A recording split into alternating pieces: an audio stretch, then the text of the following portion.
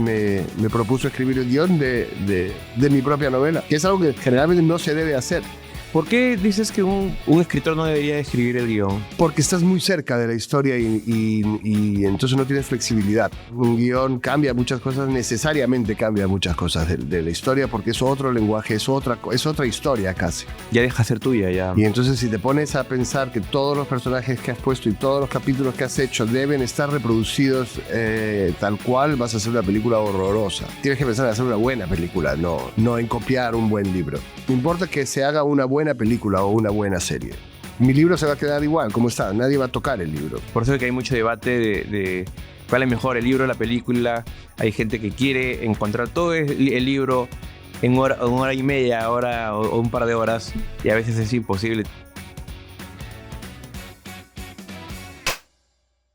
Hoy tenemos un nuevo crossover con un escritor peruano, también guionista de televisión. De verdad ha sido un gusto tenerte aquí, Santiago Roncagliolo, que recién está presentando una nueva novela, que ya vamos a hablar de ella. Hola, Santiago, muchas gracias por estar aquí. Gracias por la invitación, encantado. Comencemos hablando de tu nuevo bebé, El Accidente, que estábamos conversando y que inicialmente nació como un podcast. ¿Lo pensaste como un podcast desde el comienzo? Fue una propuesta. Hace algunos años recién empezaban los podcasts y todavía ni siquiera empezaban a producirse en serio series audiovisuales en español. Pero yo ya tenía interés en explorar las nuevas posibilidades que daba la tecnología para contar historias.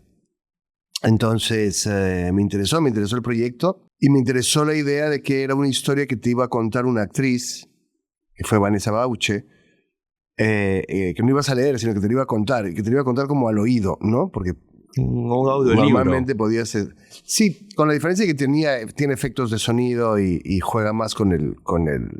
No es solo alguien leyendo, claro, pero también es alguien contando su historia, contando una novela que no se lee sino se escucha, ¿no? Y lo que pasa es que a la hora de hacerla al libro, el lector también recupera el poder sobre el ritmo, sobre las intenciones, sobre las sensaciones de la historia. Todo lo que te decía el tono de la voz en el podcast original, ahora lo decide el lector. El lector decide en qué tono y con qué humor y con qué ritmo se cuenta todo. Claro, porque si te lo narra, ya parece que tuvieron intención, ¿no?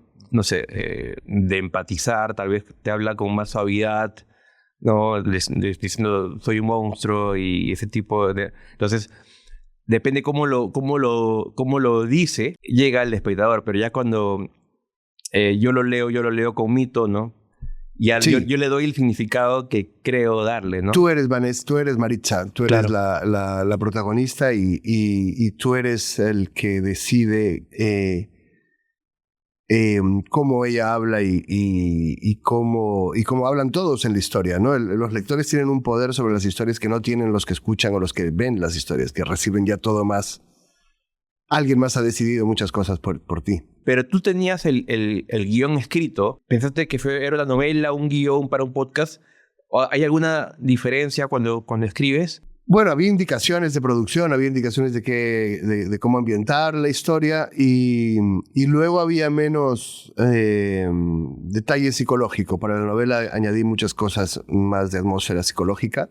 Incluso la novela tiene el ritmo que viene del podcast, porque yo pensaba que si alguien va a contarte una historia, el que escucha una historia tiene menos atención que el que está leyendo una historia. Entonces esa historia tenía que ser vertiginosa. No tienes que darle al que escuche ni un segundo para soltarla. Y en ese sentido me inspiré, en vez de inspirarme en libros, como hago normalmente, me inspiré en series como Breaking Bad, como Ozark o The Sinner, ¿no? De gente normal que se ve arrastrada hasta el infierno.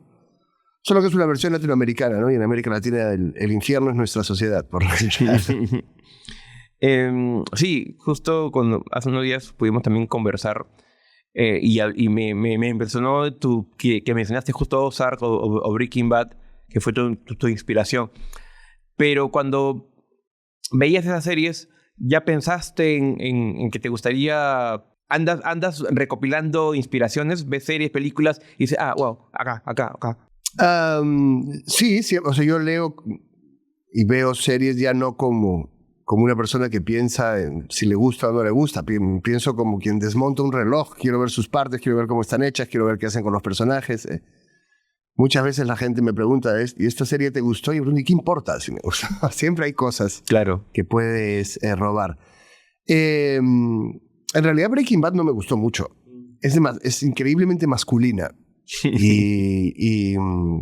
y a veces un poco adolescente para mi gusto. Pero la idea y el ritmo me interesaban. La acabé cuando tuve esta propuesta para escribir esta historia. No la había acabado antes y más bien cuando me hacen esta propuesta empiezo a buscar series que tengan esta idea y termino de ver esta y pienso en otras que me han gustado, ¿no? ¿Y Better Call Saul no la has visto? ¿Cuál? Better Call Saul. Sí, he visto algunos capítulos. En los aviones siempre ponen capítulos, no sé por qué, de Better Call Saul y está bien. Pero no he enganchado tanto realmente con claro, si no enganchaste mucho con Breaking Bad, entonces sí. ¿Y cómo nació tú? Porque sé que tú estudiaste literatura, ¿no? Eres licenciado en literatura y lo primero que escribías era cuento para niños. Lo primero que publiqué fue un cuento lo primero que escribí fueron cuentos para grandes, pero no había pero fue lo primero que publicaste. Uh-huh. En cambio, sí se publicaban cuentos para niños. En ese momento había 3 editoriales. Y me habían rechazado las 3. O sea, incluso una cobraba por publicar, e incluso la que cobraba por publicar me rechazó. Y entonces lo primero que sí pude publicar fue un cuento para niños. Y siempre... ¿El Santiago niño siempre quiso ser escritor? No, nunca pensó que se podía ser escritor. Además, primero porque era imposible, porque no conocías a nadie cerca de tu vida que se dedicase a escribir libros o a ser escritor. Pero segundo, porque los que conocías eran como superhombres, ¿no? Estaba Vargas Llosa, que era candidato a presidente, Fidel Castro, García Márquez, que viajaba con Fidel Castro, Carlos Fuentes cenaba con el presidente de Estados Unidos. Eran muy lejanos, ¿no? Todos te parecían unos tipos que tú nunca llegarías a ser. Superman.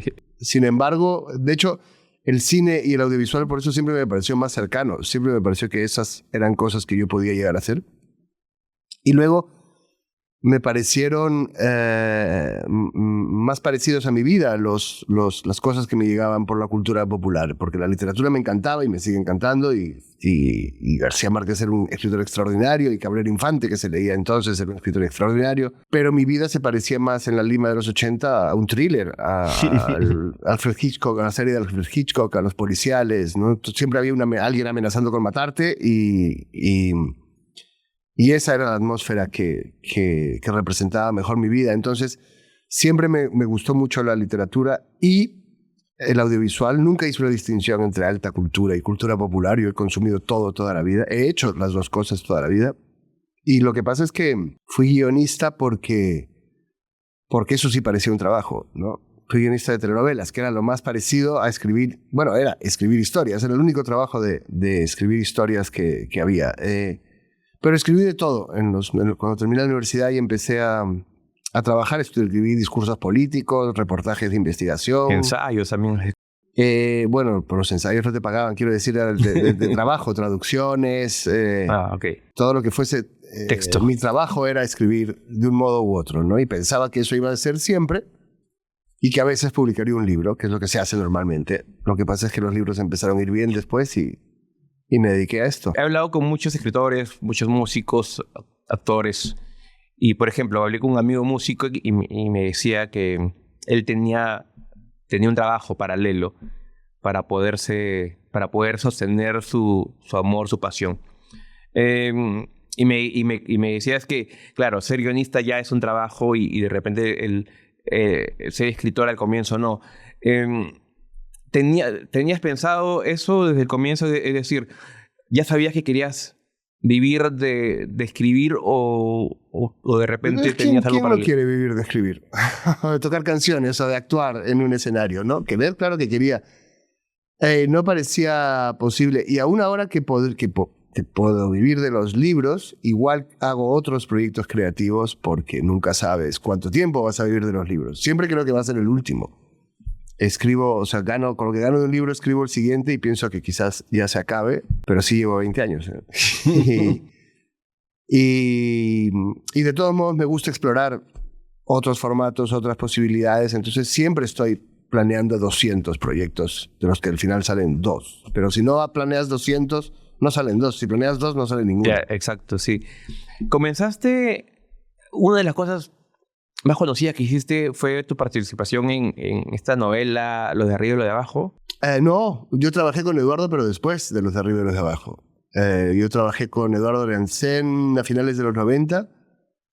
Hicimos un par de telenovelas y solo él y yo escribimos Sarita Colonia, una serie con Urpi Gibbons, que hasta ahora es muy amiga mía. Por eso que ahora Urpi va a presentar tu...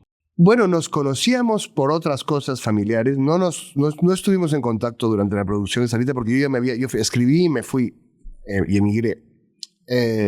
Pero luego hemos ido volviéndonos a ver y la quiero mucho a Urpi. Y de hecho, si está aquí, se va a presentar el accidente, es porque la quiero mucho, pero también porque si hubiese una serie peruana con el accidente, Urpi sería un excelente Barichar. Gran actriz y gran muy buena actriz, directora también. Y puede tener mucha fuerza y a la vez mucha dulzura. Y esto me gusta mucho de ella. Y también has trabajado con Eduardo Leancén y también has trabajado con Michelle Gómez. Era lo mismo. En esa época trabajaba juntos siempre. Y luego lo que pasa es que Michelle hizo una película de una de mis novelas y me llamó para escribir el guión. Entonces, con La Pena Máxima sí trabajamos Michelle y yo. Pero, ¿cómo fue ese acercamiento para trabajar en La Pena Máxima? Tú dices que él te llamó. Bueno, él ni se acordaba de que hubiésemos trabajado juntos porque yo trabajaba para Eduardo directamente. Y ellos tenían muy mala relación en esa época, no nos cruzábamos mucho. Pero le había gustado la novela y me llamó y sí sabía que ya habíamos trabajado alguna vez juntos y entonces me propuso escribir el guión de mi propia novela, que es algo que generalmente no se debe hacer.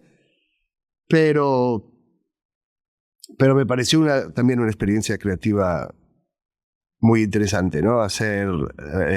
Cambiar todo lo que yo había escrito a otro lenguaje, que es el visual, y ponerme bajo las órdenes de un director que sabe él lo que quiere hacer con la historia, ¿no? Ya no ser yo el dueño de la historia. ¿Por qué dices que un escritor no debería escribir el guión? Porque estás muy cerca de la historia y entonces no tienes flexibilidad. Un guión cambia muchas cosas, necesariamente cambia muchas cosas de la historia porque es otro lenguaje, es otra historia casi. Ya deja de ser tuya, ya. Y entonces si te pones a pensar que todos los personajes que has puesto y todos los capítulos que has hecho deben estar reproducidos tal cual, vas a hacer una película horrorosa. Tienes que pensar en hacer una buena película, no en copiar un buen libro. Sí, tal cual. Por eso es que hay mucho debate de cuál es mejor, el libro o la película. Hay gente que quiere encontrar todo el libro en hora y media, o un par de horas, y a veces es imposible. Tienes que dejar de repente capítulos que te gustan mucho a ti, personajes que te gustaron mucho y no los ves aquí porque por el tiempo tiene que acordarse. Entonces sí, es comprensible que vas a estar tenso. Oye, ¿por qué vas a querer meter la mano?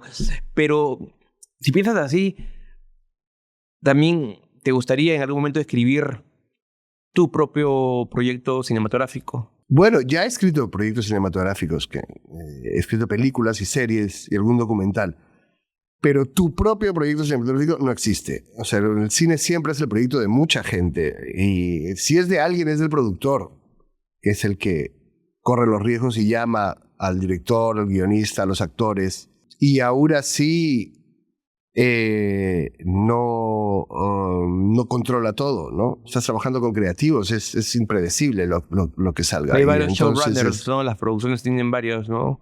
Sí, para las series hay este concepto del showrunner, pero el showrunner muy rara vez hace su propio proyecto. O sea, tienes que haber hecho muchas cosas muy grandes y tener mucha confianza de la industria para hacer tu propio proyecto, lo que lo que yo generalmente es proponer un proyecto y me dicen que ese no, pero me ofrecen otro.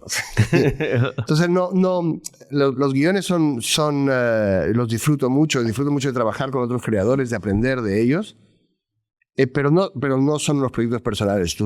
Mis libros son proyectos en los que yo mando de principio a fin proyectos. Y yo decido qué es lo que se hace, cómo se visten y cómo hablan y cómo se siente todo, ¿no?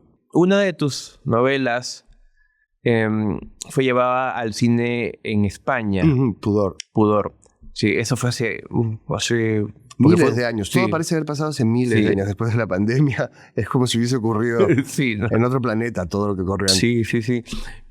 ¿Cómo, bueno, ya tus novelas ya habían llegado a cierto fama internacional? Entonces, ¿cómo fue ese acercamiento a ti para adaptar esa película? Nada, fueron y... ellos no tenían ningún interés en que yo haga el guión. Yo lo sugerí, pero nadie me hizo ningún caso. Y nos vimos con los hermanos Ulloa, con Tristán y David Ulloa.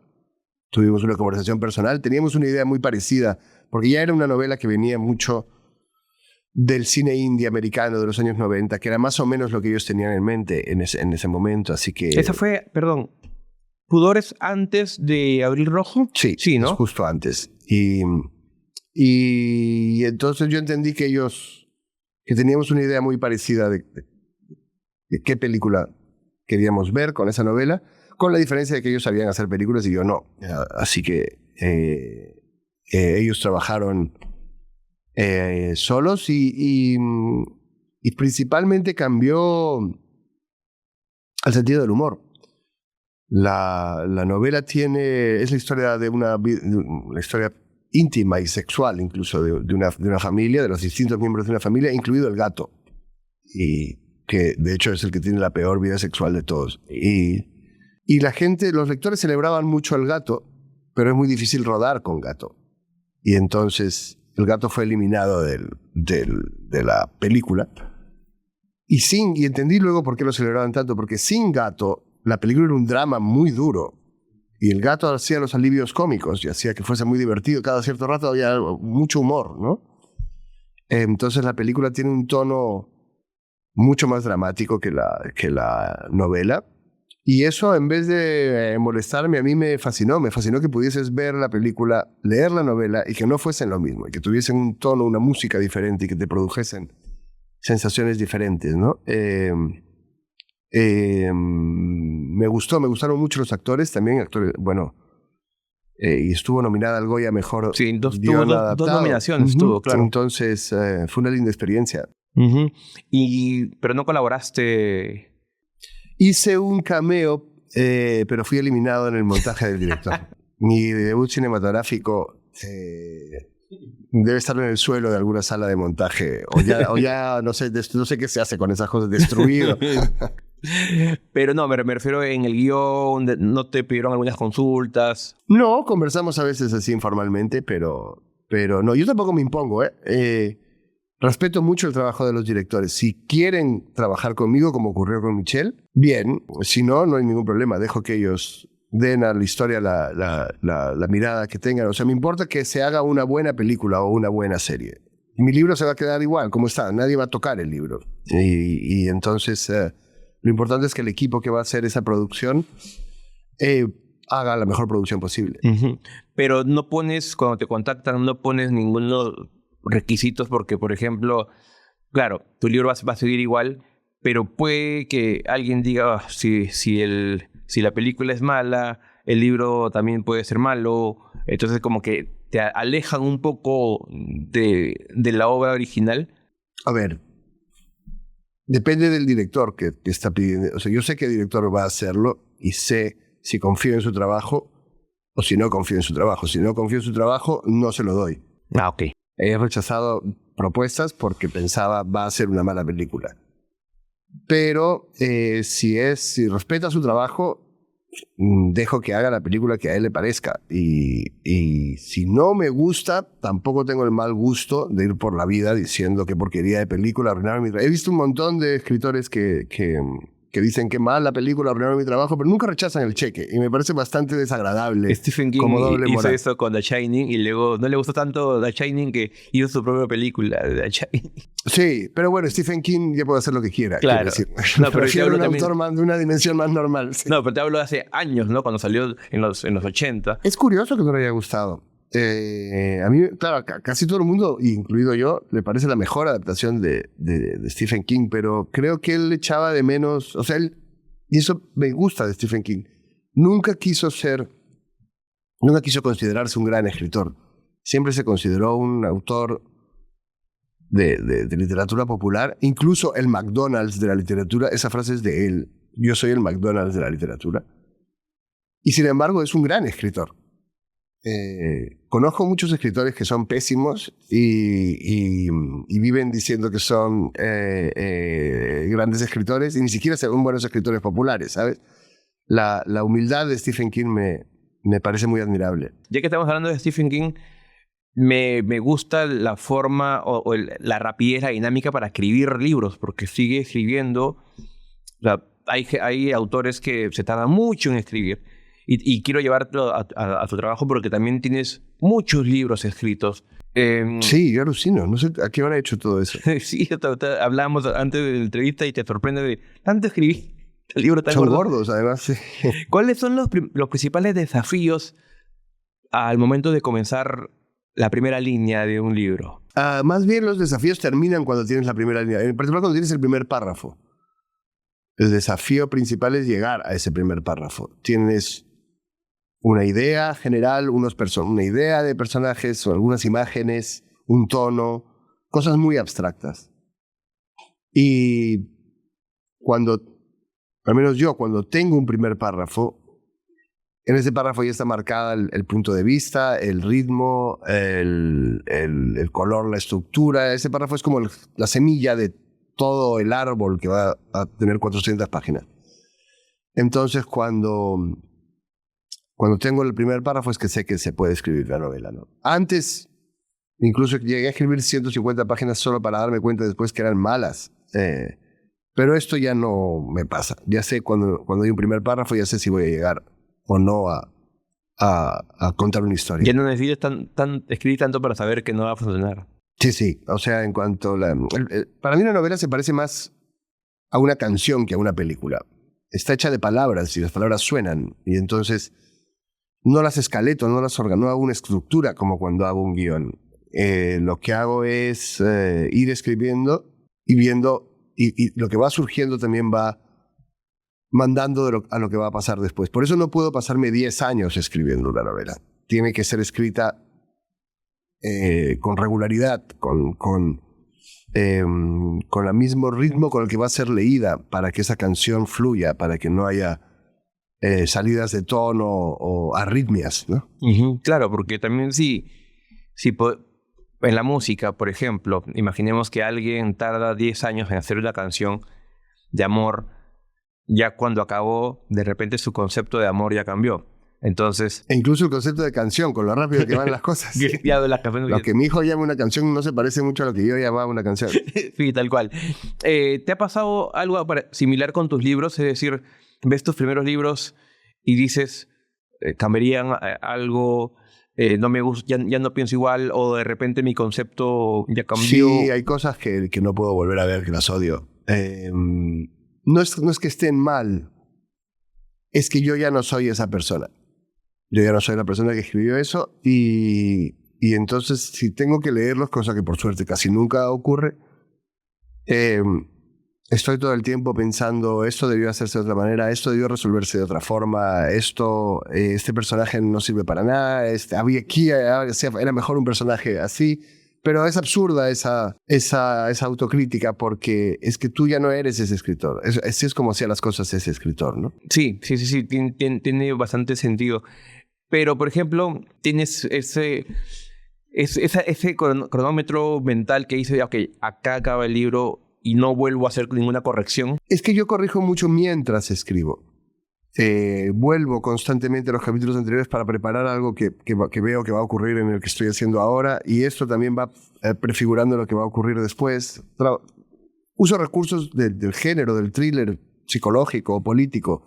Y eso marca me permite jugar con mucha libertad porque sé hacia dónde vamos. Sé que tiene que haber un crescendo de tensión y sé que tiene que haber misterios y expectativas que resolver. O sea, sé una serie de cosas que me permiten corregir mucho durante la escritura, pero cuando llego al final, igual corrijo, ¿no? Pero el final es muy claro. El final es cuando viene Porque ya lo que tienes los todo griegos claro. llamaban la anagnórisis. En el caso de mis libros, los personajes no necesariamente hacen investigaciones de un crimen, hacen investigaciones para saber quiénes son ellos mismos, para descubrir su propio lado oscuro, ¿no? Entonces, cuando ya lo saben, se ha cerrado el arco del protagonista y la historia está cerca del final. Claro, porque ya tienes todo construido, ya al final como que ya tú debes suponerlo, ¿no? Ya sabes, ya no cambiarás nada porque ya tú mismo has construido eso. Sé que trabajaste, bueno, me enteré hace un par de días, trabajaste en la cárcel.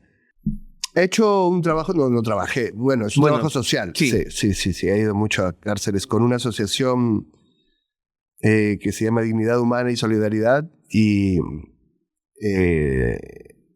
que organiza, por ejemplo, un premio literario en las cárceles y entonces luego vamos a darle los premios a nuestros escritores porque no los dejan salir a recibirlos. Y esto se convierte en un evento cultural y para mí es una oportunidad también de escuchar, de conocer este país porque una cárcel guarda todo lo que un país no quiere ver y así que conoces su lado oscuro muy bien cuando vas a una cárcel. Y también de cosechar historias. Siempre encuentro muchas historias para mis libros. De hecho, Maritza en este libro cuenta desde la cárcel y la cárcel que describe y las cosas que le pasan tiene que ver con las cosas que yo he visto personalmente. Entonces, en muchas de esas visitas a estas cárceles has recopilado historias como la de Maritza. ¿Cómo construyes tus historias o tus personajes? Es decir, te evocas mucho a la política peruana, a la corrupción, a los privilegios, por ejemplo. No viene. Esto es trabajar. O sea, me encanta lo que hago, por lo tanto no me cuesta estar siempre pensando. De hecho, si no estoy pensando en un libro, lo que pasa es que empiezo a entrar en depresión. No sé en qué pensar y mi cabeza empieza a dar vueltas sobre cosas cada día más siniestras. En cambio, cuando me embarco en un proyecto creativo, siento que todo tiene mucho sentido, pero las historias van cobrando forma. Siempre estoy pensando historias, siempre encuentro cosas que me van sugiriendo historias. Lo que pasa es que la mayor parte de ellas mueren en el camino, otras se fusionan, otras se transforman. Y generalmente, si tengo que decir algo, el punto de partida es más bien emocional. No es tanto una cosa o una historia, sino una emoción que quiero transmitir, ¿no? Algo muy difícil de resumir en palabras. No hay palabras para todos los sentimientos. O sea, decimos estoy triste, pero hay 2000 maneras de estar triste, 3000 maneras de sentir ansiedad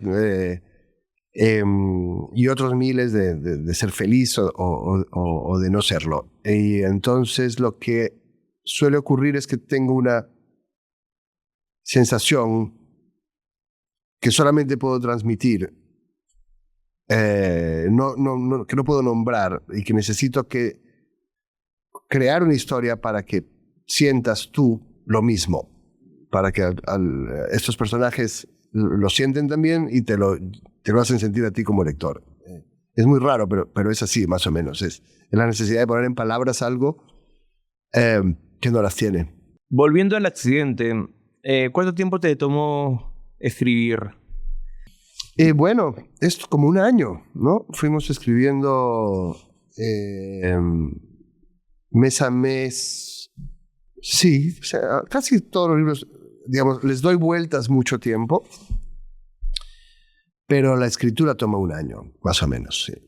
Pero vas escribiendo, o sea, te enfocas solamente en eso o de repente estás escribiendo esto y dices, uy, se me ha surgido otra idea, no quiero perderla, la guardo. No, porque cuando estás, o sea, trabajo, digamos, un rato al día en una novela, siempre una cantidad de horas y siempre las primeras horas, pero luego el resto del día estoy en otros proyectos. Siempre me estoy planteando otras historias y Okay. podcasts o guiones o historias periodísticas o historias para niños.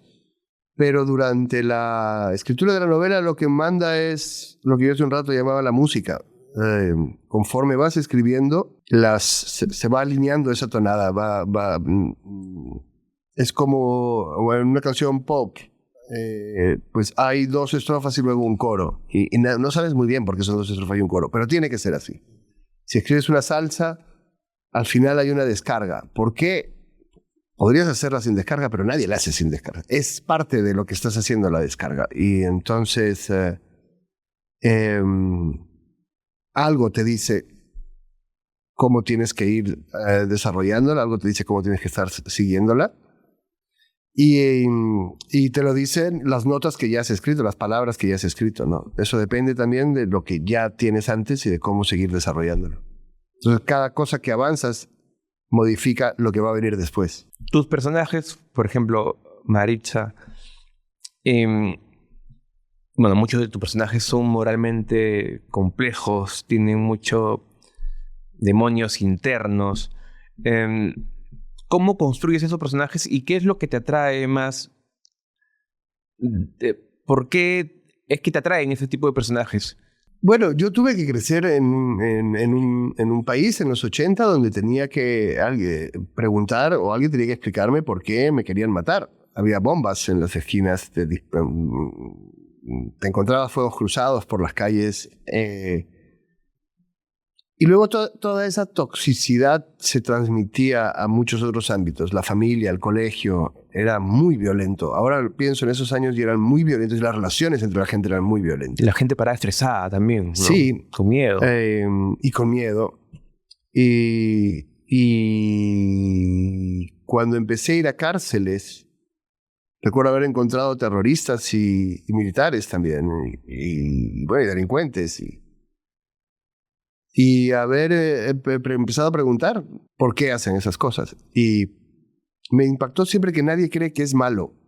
Un asesino en serie te va a explicar que la culpa es de su padre que lo maltrataba, de la sociedad que no lo entiende, de la policía que se ensañó con él, de las muertas que les gustaba y lo provocaron, pero no estamos hechos nadie para asumir su maldad, ni siquiera los malos de verdad. El círculo del abuso, muchos hablan también, ¿no? Sí, y entonces, y muchas veces esta maldad tiene un origen social.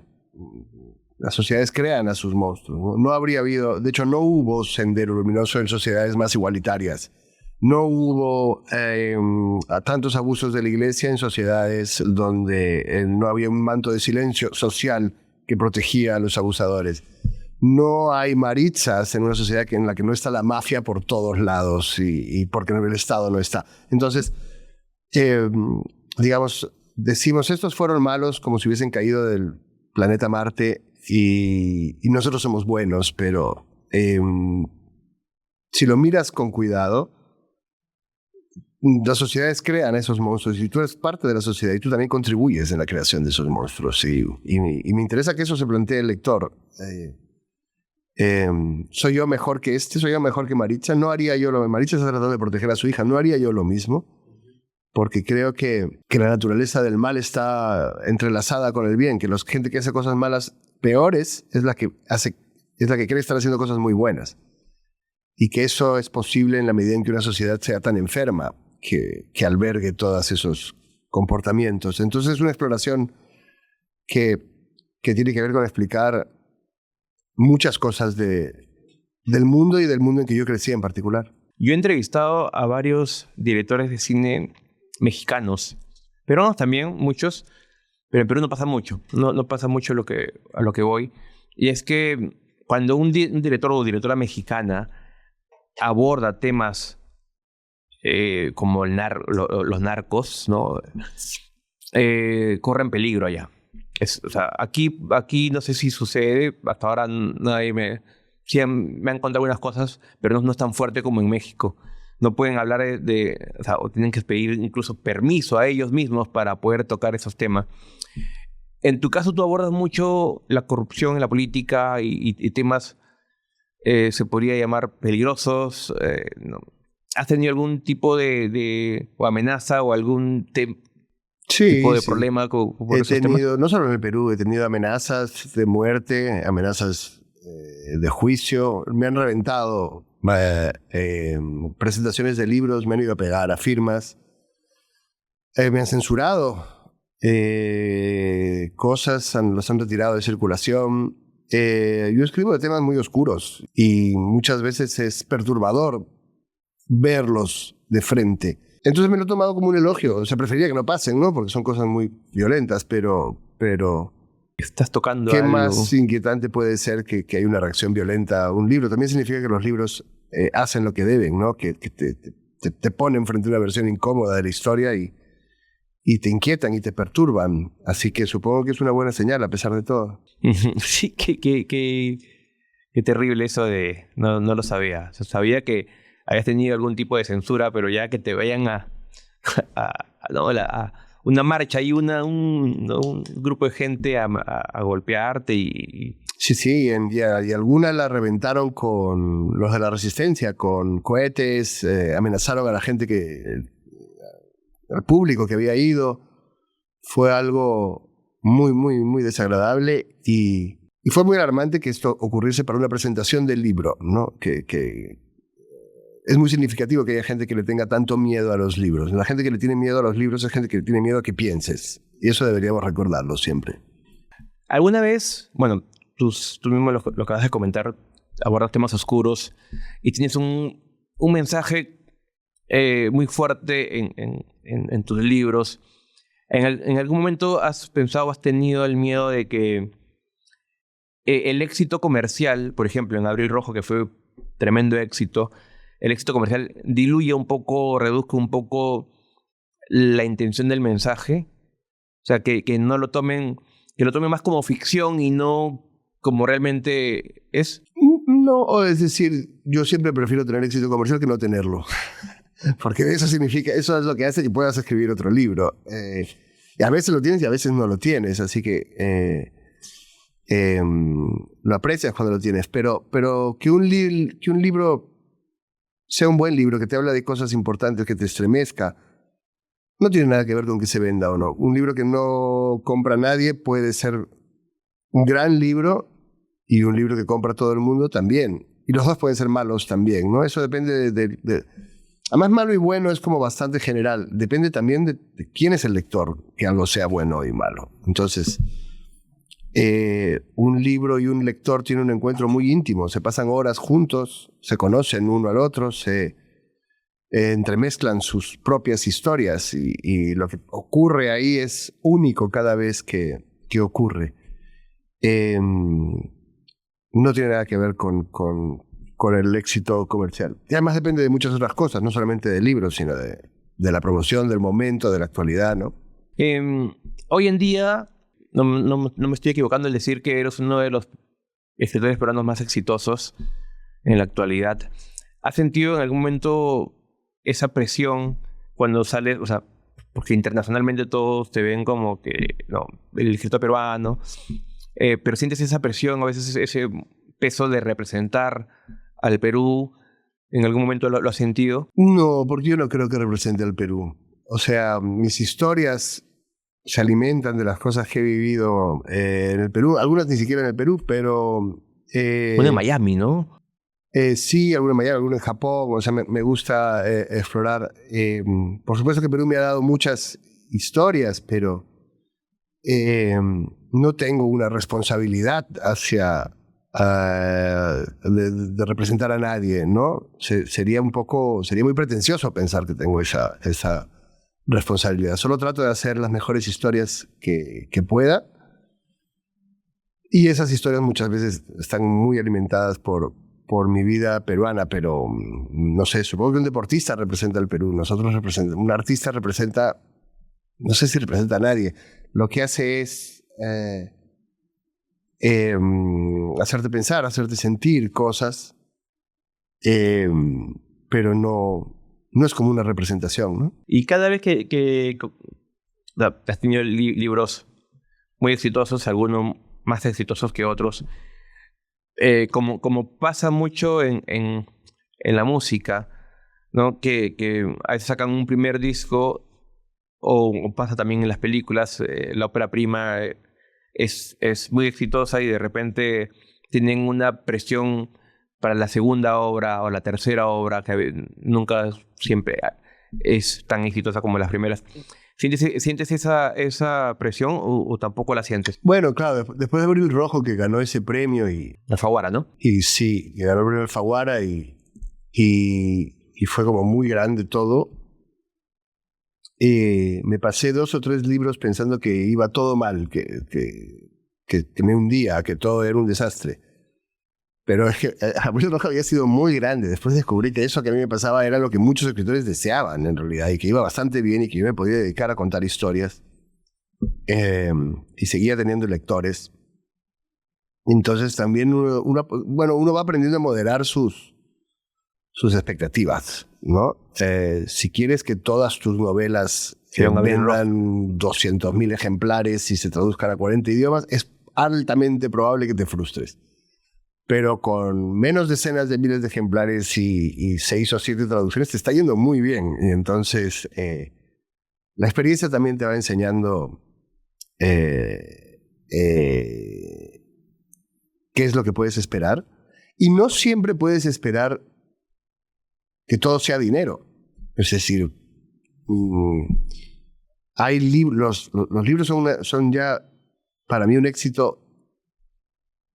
Poder escribirlos, la experiencia de escribirlos es lo que es un viaje muy, muy especial, es un viaje fascinante lo que pase después con ellos. Prefiero que vayan bien que mal, porque de eso depende que puedan seguir haciéndolos, pero lo mejor del libro es estar escribiéndolo, es estar inventándolo, es estar dedicándote a un mundo que solo existe dentro de tu cabeza y estarlo compartiendo con mucha gente. No sabes ni con quiénes que están allá afuera. Sí, cierto. Y por ejemplo, cuando vas a presentaciones de tus libros en otros países, en México, en España, que ahora vives en España, ¿cómo te reciben esos países con respecto a tu libro? ¿Se lee más allá? ¿Has sentido eso? Claro, se lee mucho más. Donde más importancia tengo, seguramente comparativa, es en el Perú.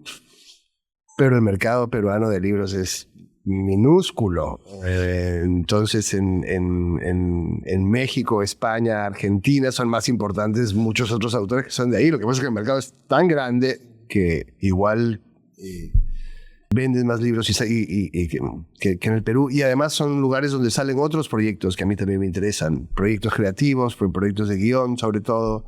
Proyectos de teatro a veces proyectos educativos, proyectos de ferias. O sea, sale más trabajo, ¿no? Porque es mucho más grande el mundo de los lectores. Ya que, claro, mencionas otros proyectos, ¿también has pensado en escribir alguna novela que no sea tan oscura, de repente algo mucho más ligero? Escribí una que se llamó, de hecho en esa época necesitaba algo más ligero, y se llamó Oscar de las Mujeres. Es una comedia sobre un guionista de telenovelas, basada en mi experiencia como guionista de telenovelas.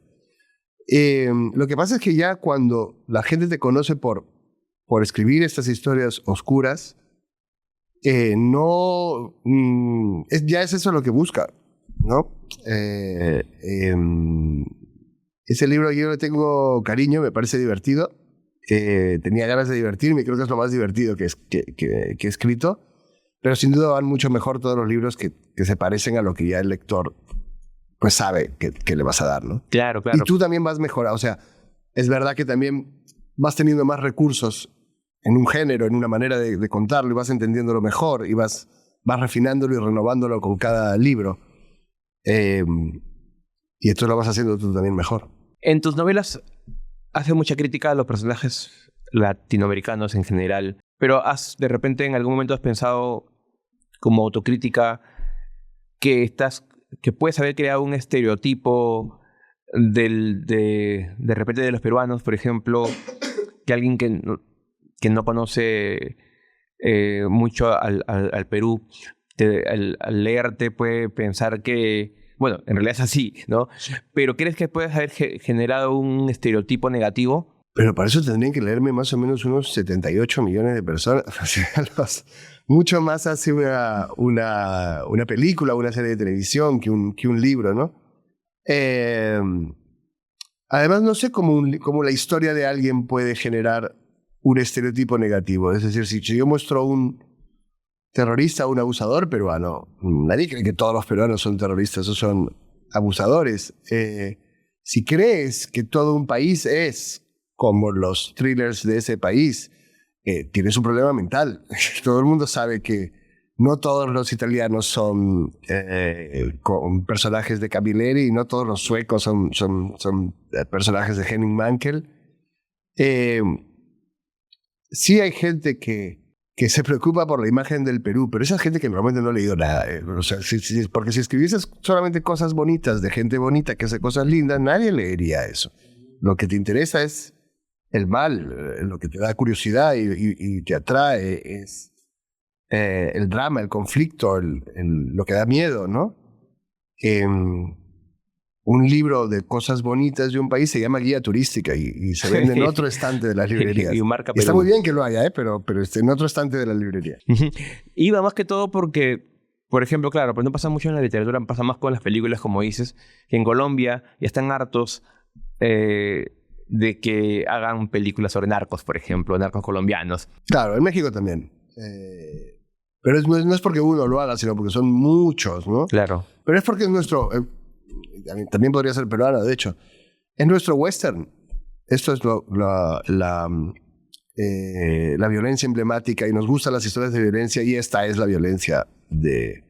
Y además tiene una cosa también muy cinematográfica en los narcos. Tienen mucho dinero. Entonces, dinero y violencia da buena película, por lo menos da buena película popular.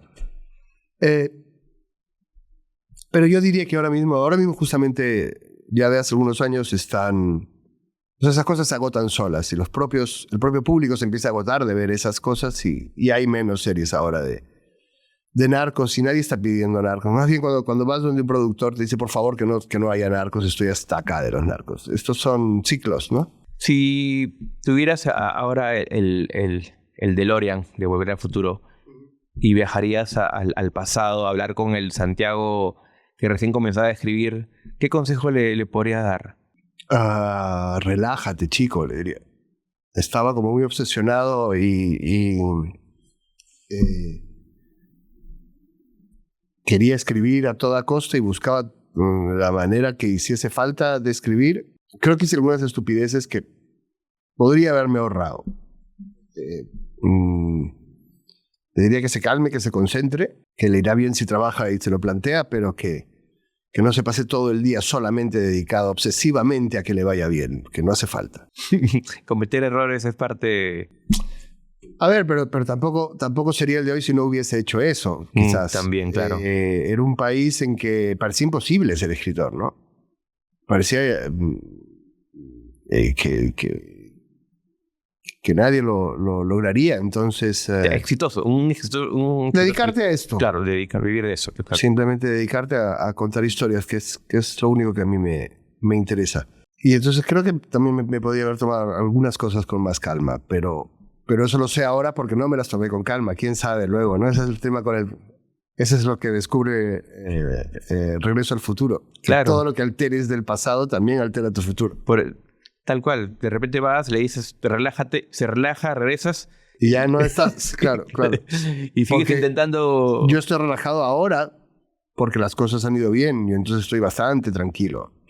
Pero no lo estaba hace 20 o 30 años. Tus libros han estado siempre en la librería, siempre, bueno, desde que comienzo a ver cine o leer, apreciar mucho más el arte más crítico. Siempre han estado tus libros. Pero para ti, ¿cuál es tal vez el libro al que le tienes mucho más cariño? O, por ejemplo, si alguien te dijera, Santiago, viene el productor con más dinero y te dice, quiero llevar un libro tuyo al cine.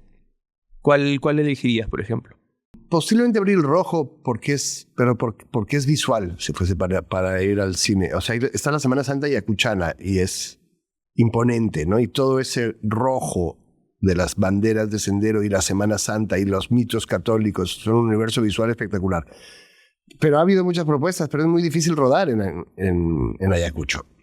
Rodar una producción de la dimensión de lo que esto necesita, entonces nunca han prosperado. Ya se hará, ya ocurrirá, pero visualmente es muy imponente. ¿Y quieres que sea grabado en Ayacucho? No veo, o sea, sí he tenido propuestas para hacerlas en México, Colombia o Cuba, pero es que no tiene sentido. No tiene sentido, no puedes sacar esa historia de la historia del Perú y no puedes sacarla de la Semana Santa, y la mejor Semana Santa es la de Ayacucho. O sea, no, para hacerla mal, mejor esperamos a que alguien pueda hacerla bien. Ya vendrá alguien y podrá hacer. Esas son las cosas que haces cuando ya eres veterano. Ya vendrá alguien y lo hará bien, ¿no? Relájate. Ocurrirá. Sí, pasa mucho con, salvando las distancias, con 100 años de soledad.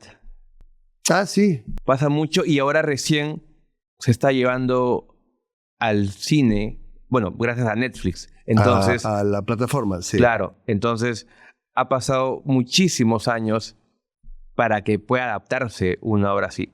Yo estoy segurísimo que debe haber habido muchísimas ofertas para poder adaptar esa novela, pero... Bueno, es que era mucho, es que también el formato de la serie de 8 capítulos que debe tener es nuevo. Antes las cosas eran una telenovela de 120 o una película de 1 hora y media. Y justo 100 años de soledad era demasiado difícil de encajar en ninguno de los dos formatos. Y era muy difícil producir en español. Claro, es una historia que no puedes hacer en Nueva York y no puedes hacer en Londres. Y era muy difícil de producir lo que esta historia pedía hasta hace poco. Y luego también hay un tema personal, ¿no? Que se ha muerto no García Márquez, sino Mercedes, su mujer. Y entonces, solo cuando ella ha muerto, los hijos han empezado a gestionar la memoria y los derechos del padre. Yo he visto, me han pasado algunos capítulos antes de su estreno, de 100 años de soledad. Y está muy bien. A mí me está gustando mucho. Me parece muy bien adaptado el guión, porque era muy difícil adaptar un guión que tenía como 200 personajes. Pero inevitablemente le van a dar, ¿eh? La van a criticar. No haces esto y todo el mundo te dice qué bonito sí, es. Claro, o sea, la mitad la odiará y la mitad la amará, y eso es también parte de lo que tiene que pasar con ella. Es mucha responsabilidad llevar una novela como esa. ¿Pasa lo mismo o pasará lo mismo, crees, con Pedro Páramo? No lo sé, me gustaría verla. ¿Es película o serie? Esa creo que hace película. Creo que es película.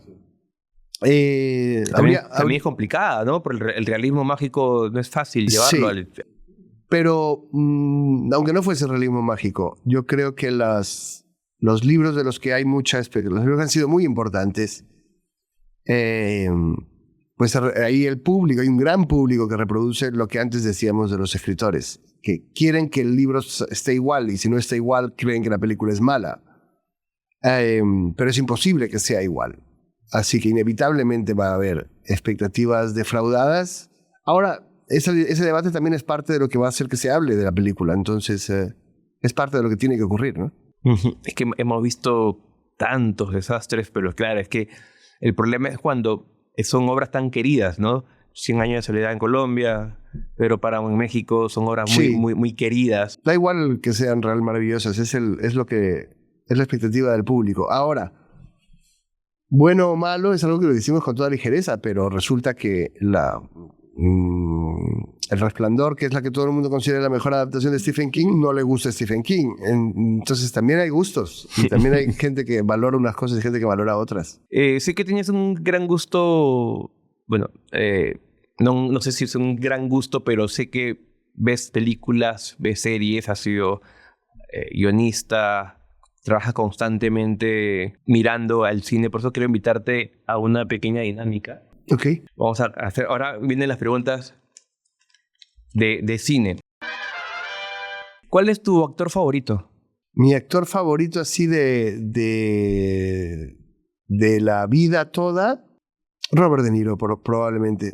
Pero que no sea tan obvio, Edward Norton. Edward Norton es un actor que me gusta mucho. Por ejemplo, ¿con qué películas de Edward Norton? La Hora 25 me pareció extraordinaria. Y la Historia Americana X es un papel brutal. Da miedo solamente verlo antes de que abra la boca. Norton es un actor con una fuerza impresionante. Sí. ¿Actriz favorita? Una época tenía un crush por Christina Ricci. Pero hace tiempo que no la veo en pantalla. Sí, Christina Ricci. Me encantaba verla en escena. Me encantaba desde su versión de Los Locos Adams hasta Monster, la facilidad con que podía ser monstruosa, ¿no? Era un monstruo tierno. Eso me atrae mucho. Sí. Tiene esa dualidad. ¿Director favorito?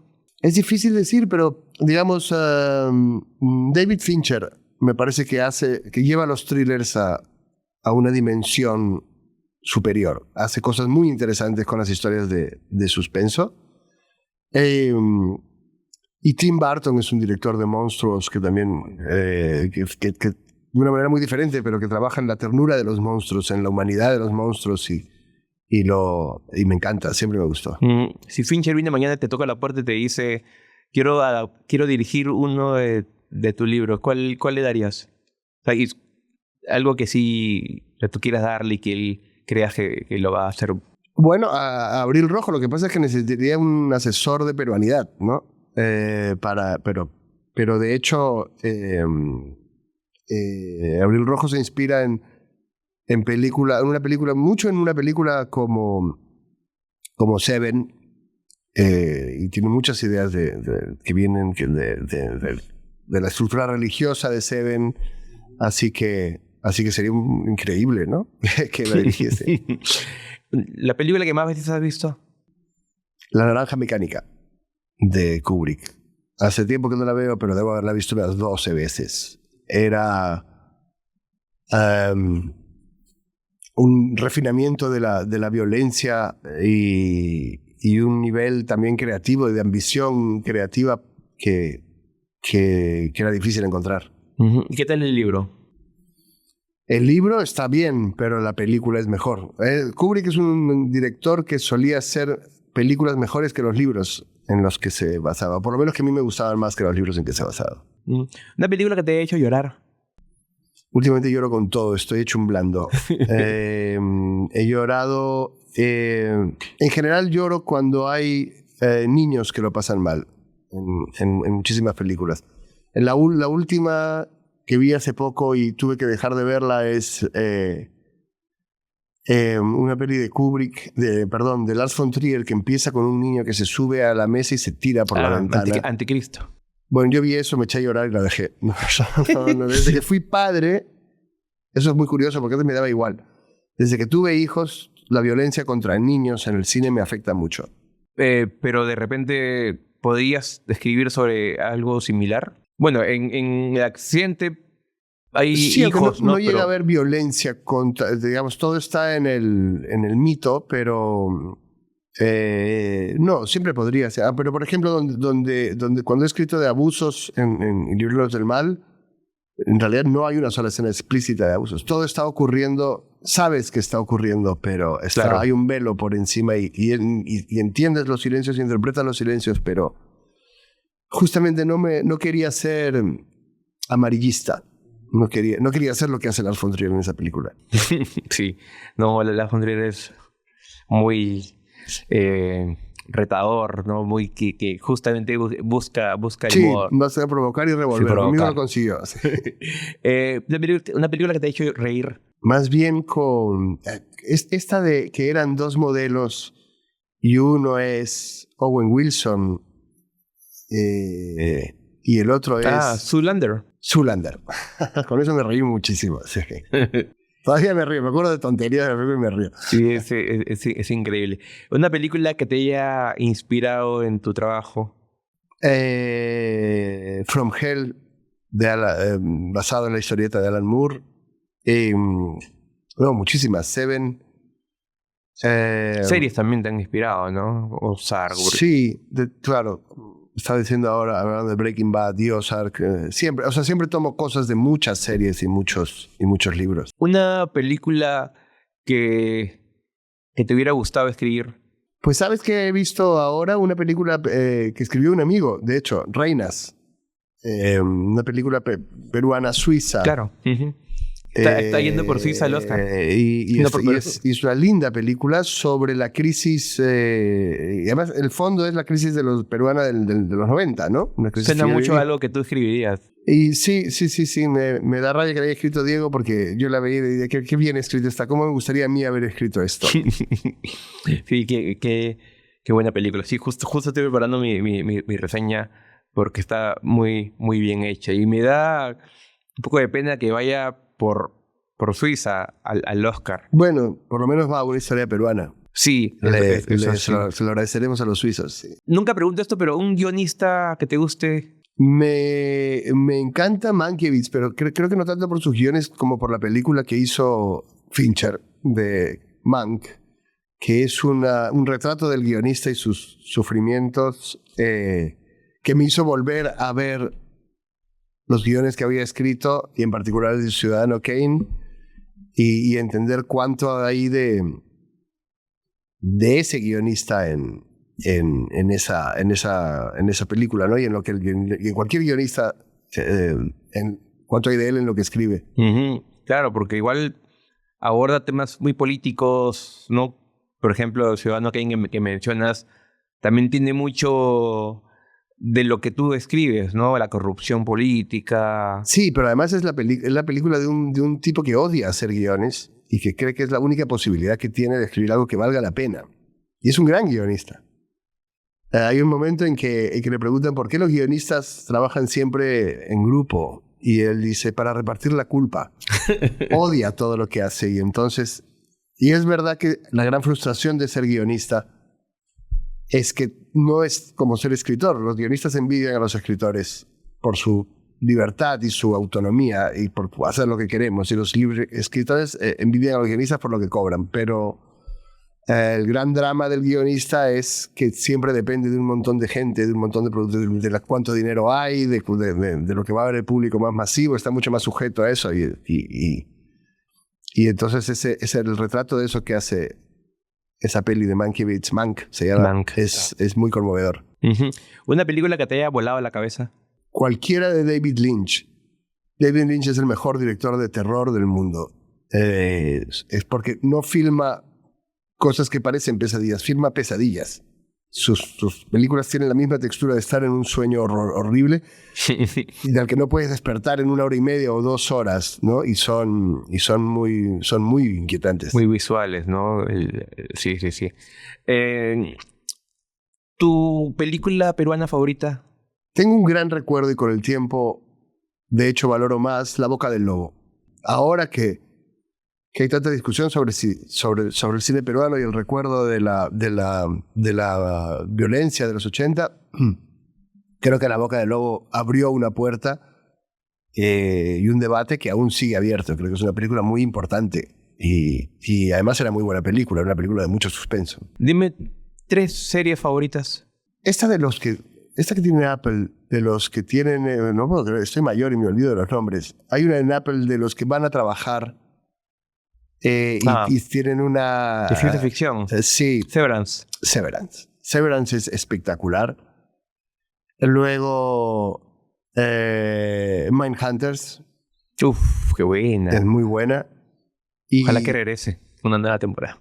Cancelaron la segunda temporada porque era demasiado buena y parece que no la vio suficiente gente. Porque no tiene ninguna escena de violencia. O sea, es una escena de gente hablando de violencia. Y otra que me parece extraordinaria creativamente es In Therapy. ¿Cuál, Pedro? Es una serie que hizo que Gabriel Byrne era un psicoanalista y cada capítulo es un paciente.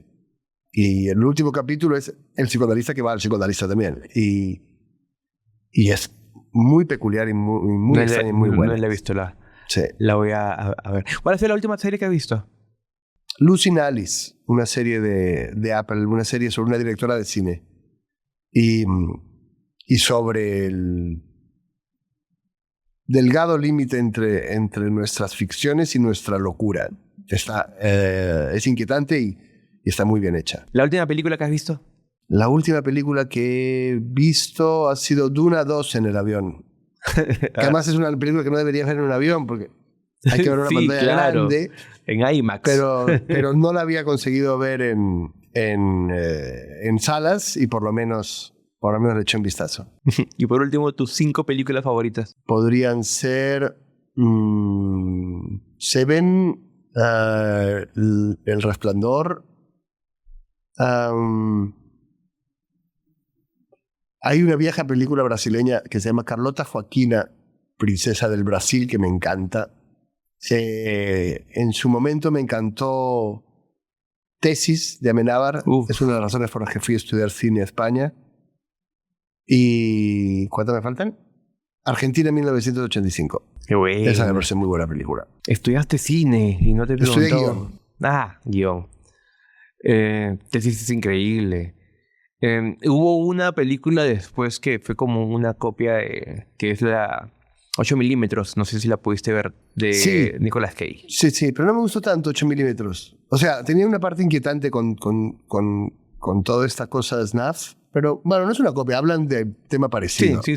Pero me gustó más Tesis. No, Tesis es increíble. Y Argentina 1985 con Darín también es increíble. Además, mira, me preguntabas una película con la que he llorado. Con esa lloré y además yo no la quería ver porque pensaba que ya me sé esa historia. Que otra vez desapareció ese argentino. He leído 2000 libros y visto 4000 películas y lloré viéndola y descubrí que el gran arte de una historia es contarte una historia que ya conoces y hacerte llorar. ¿No? Sí. Porque la renuevas. Cada vez que cuentas una historia es como si la contaras por primera vez. Y es increíble, ¿no? Que te cuenten una historia que ya conoces y te sorprenda aún más. Pasó con La Sociedad de la Nieve, ¿no? Que mucha gente dice, ya viven de la película, ¿y por qué voy a ver lo mismo? Si ya sé cómo, ¿no?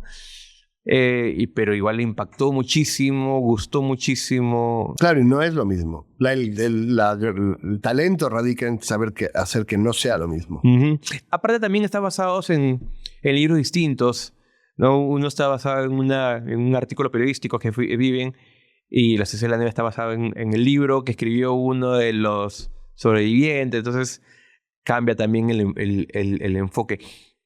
¿Tus 3 libros favoritos? Seguramente alguno de Joyce Carol Oates, Babysitter, por decir uno. Joyce Carol Oates escribe como thrillers emocionales. Y además es la única autora de thrillers que se puede ganar el Nobel, así que hay que apoyarla.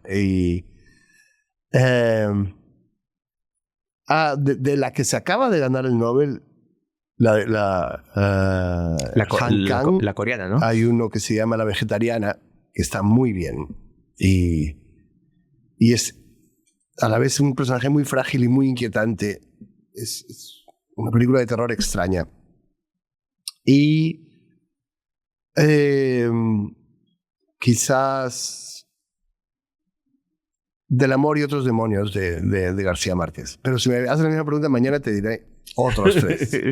¿Cambias mucho tus gustos por los libros o las películas? O sea, no es que los cambie muchos, sino que me gustan tantas cosas que pues, te respondo al azar, porque si no me puedo pasar horas pensando por qué es favorito, pero justamente lo que me fascina es que de las historias que nunca se acaban, que siempre hay otra, y que además lo que te impacta a los 15 años no es lo mismo que te impacta a los 25 o a los 30 o cuando estás con una pareja o cuando estás con otra. Entonces se mezclan en tu vida las cosas de una manera que hace imposible escoger cuál es la mejor, ¿no? Sí, me ha pasado que he visto películas después de un rompimiento amoroso y te destruyen y luego las ves y no sientes nada. Entonces sí, cambia mucho el momento en que lo ves o en que lo lees. Tus libros han sido escritos en momentos similares, en momentos que tal vez algo te afectaba y por eso decidiste escribir eso y que de repente en otro momento no hubieras escrito eso? Sí, definitivamente. Y no siempre yo sé cuál es esa cosa.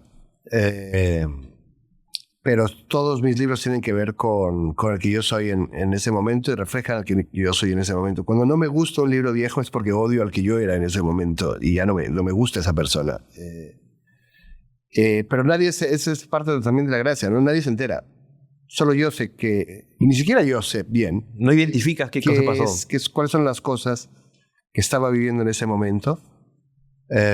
Porque lo que haces es disfrazar tus emociones y tus experiencias y tus ideas de experiencias ajenas, de ideas de otros, ¿no? Se las das a otros y así te proteges tu intimidad, pero a la vez puedes exponerla, hablar de ella, liberarte de ella.